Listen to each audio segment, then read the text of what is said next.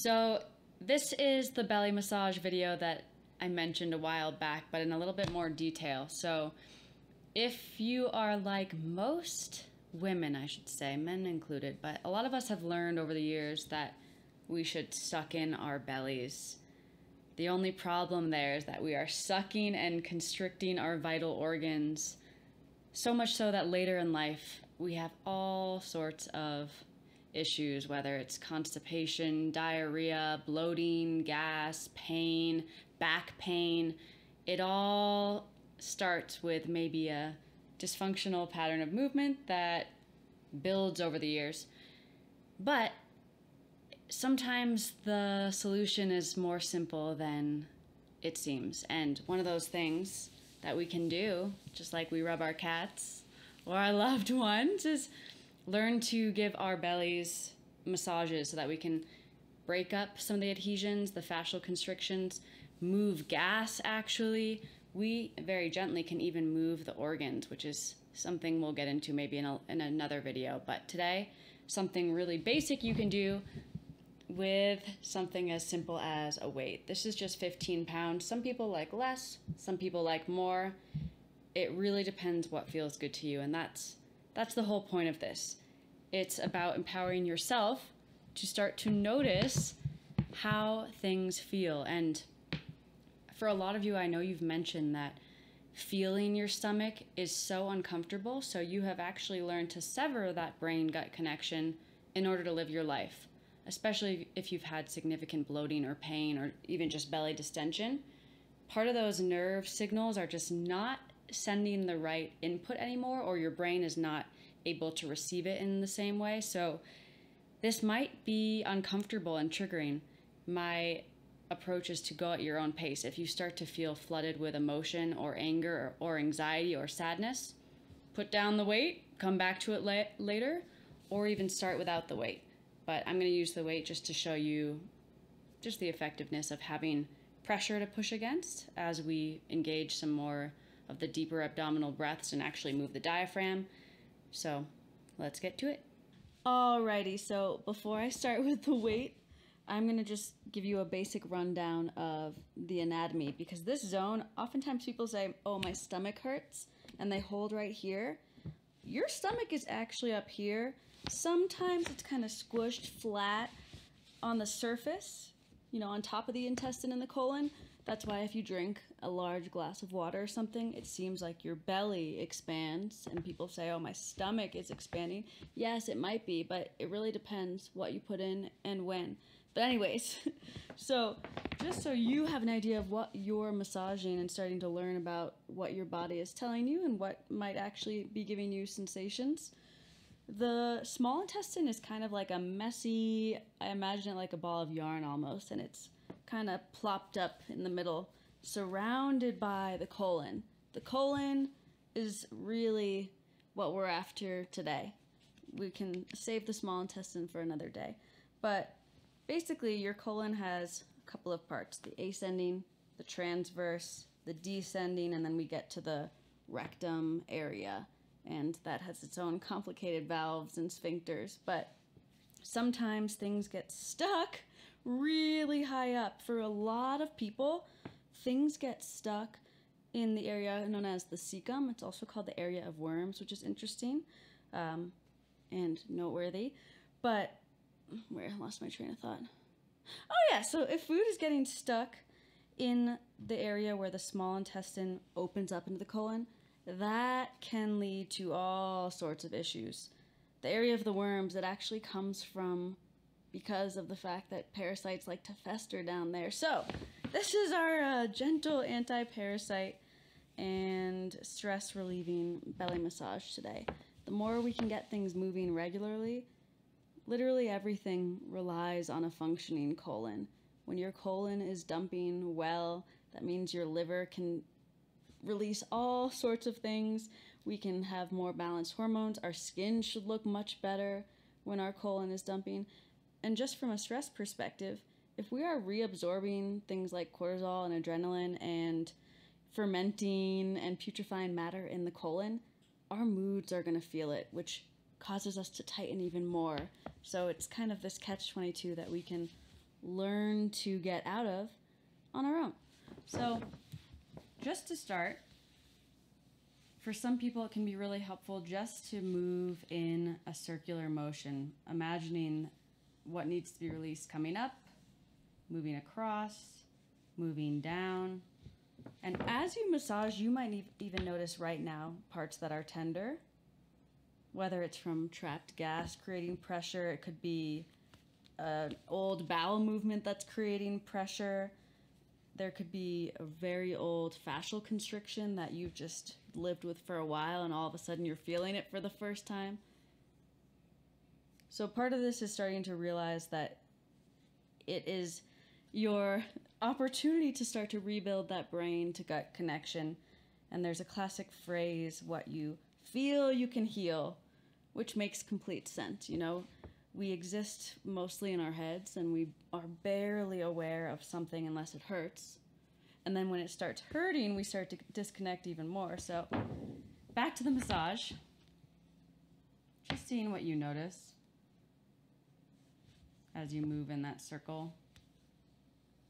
And if you move back in towards the small intestine, which warrants its own video, but especially around the belly button, that seems to be one of the most direct entry points to the small intestine.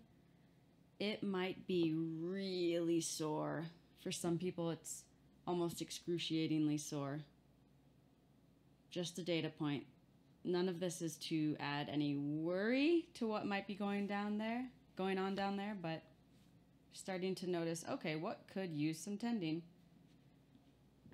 If you press right in the center, about 3 inches above the belly button, and it's tender, that's your gallbladder.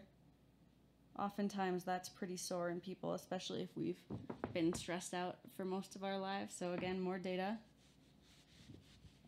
And I'll move on to the weighted part of this, but you can literally do this for as long as it feels good, and you might even notice that you start to hear gurgles, which is a sign that digestive juices are being secreted, and mostly a sign that you're actually shifting into a parasympathetic relaxed state, which, you know, it's no surprise that cats and dogs show us their bellies when they trust us, when they feel completely at peace, because it's such a metaphor for that. Probably one of the most vulnerable, well, maybe not the most vulnerable, one of the most vulnerable places of the body that we learn to maybe relate to differently when we can care for it. So with your chosen weight, and if you don't have a heavy weight, you could get, you know, a heavy book, or take it as an excuse to go to your local, local workout store, if those even exist anymore. So what I'm essentially doing is starting where the small intestine meets the colon, right at the cecum. And I'll have to pause my speaking for a bit, but you're basically breathing in, and as you breathe in, the belly expands. And as you breathe out, the weight starts to drop. And in a lot of the myofascial release community jargon, they talk about this idea of melting, and that's essentially what it feels like as you release the breath out.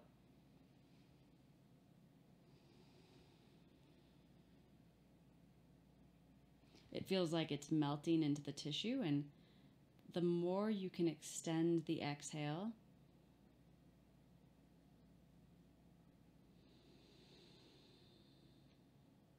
the deeper the weight can go.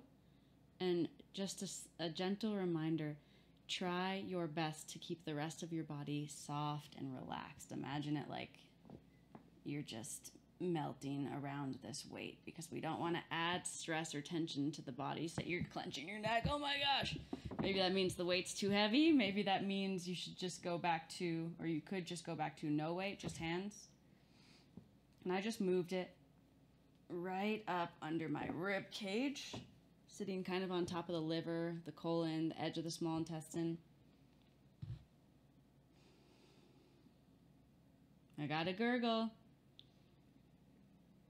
And that's another region that for a lot of you, it's probably very talkative.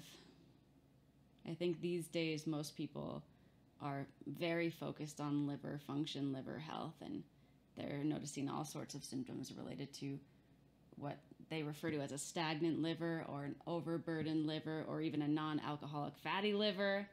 These things are all fixable and workable, and good thing you're listening, because why not tend to it if you can? I just moved it to the gallbladder area. Very gurgly area. And thank goodness it is, because the gallbladder, when working well, will be releasing bile. So if you've noticed that your poops are floating, or you just notice that you're kind of feels like food sits in you for a while, the gallbladder could use some work, and this physical manipulation could be the ticket. I'm not saying it is, but it could be part of that.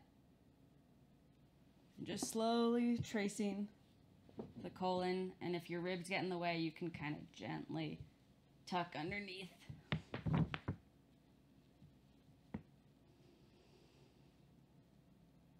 And ideally, you wouldn't be talking as you're doing this. Part of rebuilding that brain to gut connection is noticing what things feel like, noticing how much you can relax, set that as your challenge. And it's almost giving the brain a little gold star every time it gets a gurgle, reconnecting those signals that may have been offline for many years, especially if you've been someone to clench or ignore that abdominal region. Or if you have nerve damage that you're repairing right now, this can help just bring back sensations. Blood flow is a big piece of it, because if you think of repairing nerves, they need nutrition too, just like anything else in the body. So if there's a fascial constriction that's preventing blood flow, nutrient flow, and we finally open that up, you'll start to feel it. Things might start functioning better. I've been moving it without even telling you. Anyways, I'm just tracing the colon. And if it helps afterwards to look up, just Google search colon. You might be surprised by how big it is too. This region is where a lot of bowel movements get stuck for people. It's called the sigmoid. And it's basically where the colon turns back towards the spine and then turns forward towards the rectum. So it's the perfect area for things to get stuck.